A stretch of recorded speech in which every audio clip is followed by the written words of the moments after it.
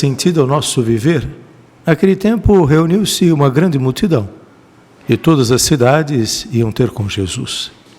Então ele contou esta parábola.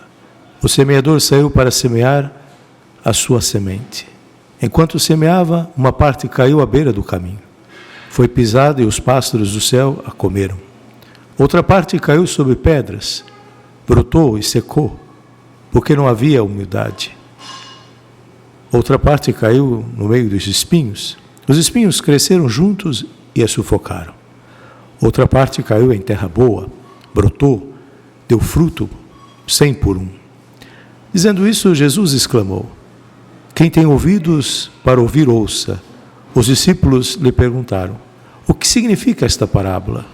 Jesus respondeu: a vós foi dado conhecer os mistérios do reino de Deus, mas aos outros só por meio de parábolas, para que olhando não vejam e ouvindo não compreendam. A parábola quer dizer o seguinte: a semente é a palavra de Deus. Os que estão à beira do caminho são aqueles que ouviram, mas depois vem o diabo, tira a palavra do coração deles, para que não acreditem e não se salvem.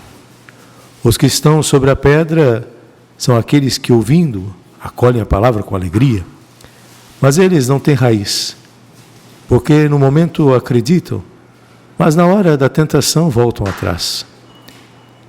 Aquilo que caiu entre os espinhos são os que ouvem, mas com o passar do tempo são sufocados pelas preocupações, pela riqueza e pelos prazeres da vida, e não chegam a amadurecer. E o que caiu em terra boa são aqueles que, ouvindo com um coração bom e generoso, conservam a palavra e dão fruto na perseverança. Lucas nos propõe uma catequese para que a gente possa compreender um pouco o olhar que Jesus tem para a nossa vida. Jesus compreende que, em vários momentos, essa sua palavra vai encontrando em nós algum tipo de sentimento. É aquilo que podemos dizer pela palavra, algum tipo de terreno. E penso que todos nós vivemos a experiência de todos esses terrenos. Mas aquilo que é importante é a gente fazer com que esta semente, esta palavra de Deus, encontre a parte boa nossa. A parte boa. Que muitas vezes não damos importância na parte boa, né? Nos importamos muitas vezes com as coisas ruins, com aquilo que são os nossos fracassos, ficamos preocupados com eles, na tentativa de resolvê-los, né? É sempre uma luta perdida. Mas quanto nos preocupamos em encontrar a terra boa, prepará-la sempre, dar-la sempre condições para que a palavra de Deus nela possa germinar, crescer. Alguma coisa acontece na nossa vida que faz a gente se surpreender, pois não ficamos na sensação do fracasso dos demais terrenos, né?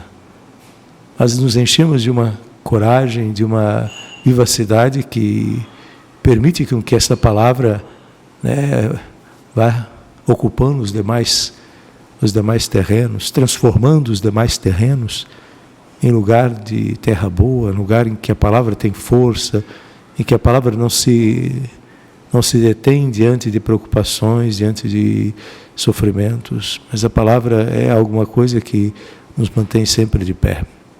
E penso que é bonito perceber que Jesus sabe de todos os terrenos que há em nossa vida.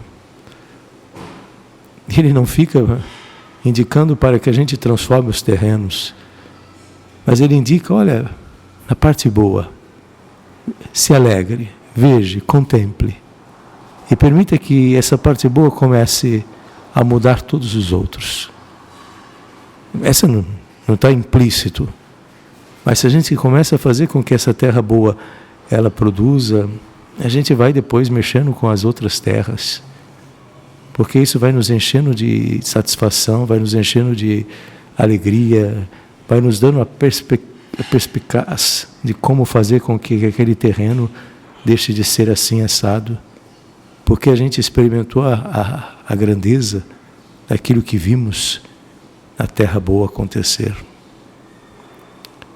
Contemplar a beleza, contemplar a alegria, contemplar a satisfação é algo que nos potencializa com uma criatividade e com uma fineza de pensamento que transforma tudo.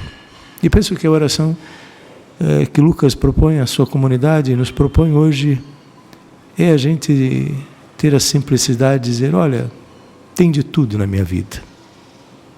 Já vivi tudo, tantas coisas já vivi. Mas olha, aqui eu acho que é terra boa. Porque aqui eu sempre sinto-me seguro. Aqui eu sempre sinto a tua presença. Mais que as coisas dêem errado, mais que as coisas saiam do eixo, é nessa terra aqui, nesse sentimento que eu tenho aqui, eu sempre sinto que ele permanece. Então, permita que a primeira semente, a primeira palavra tua, faça morada aqui, para que daqui eu comece a transformar tudo. E penso, e finalizo uma coisa que eu vi uma vez em Portugal, né? Uma certa regiãozinha próxima ali de Fátima. Todas as casas, muros eram pedra. Aí perguntei, mas de onde acharam tanta pedra, né? Porque era muita pedra. E há centenas de anos trazer tanta pedra seria uma coisa muito estrondosa, né? Muito difícil. Não. A pedra estava no chão. Começamos a tirar a pedra para sobrar terra, para cultivar. Cada vez que fomos aprofundando mais a terra, mais pedra tínhamos. Aí fomos construindo casas, cercas, e tivemos terra para poder produzir. Veja, como que a gente pode movimentar os terrenos. Quanto a gente percebe que um pouquinho de terra que ali foi fértil, a gente não se detém com as dificuldades que estão em torno ou por debaixo. A gente torna as dificuldades em alguma coisa que é benefício. Ave Maria, cheia de graça, o Senhor é convosco. Bendita sois vós entre as mulheres e bendito é o fruto do vosso ventre, Jesus. Santa Maria, Mãe de Deus, rogai por nós, pecadores, agora e na hora de nossa morte. Amém. Rogai por nós, Santa Mãe de Deus, para que sejamos dignos das promessas de Cristo. Amém.